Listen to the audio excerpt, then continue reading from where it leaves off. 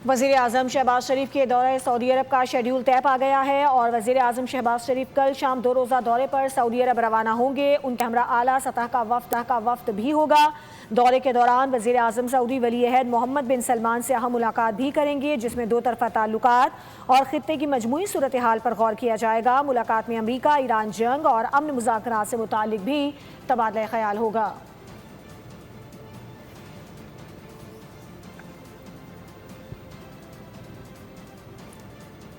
वज़ीर आज़म शहबाज शरीफ के दौरे सऊदी अरब का शेड्यूल तय पा गया है और वज़ीर आज़म शहबाज शरीफ कल शाम 2 रोज़ा दौरे पर सऊदी अरब रवाना होंगे। उनके हमरा आला सतह का वफ्द भी होगा।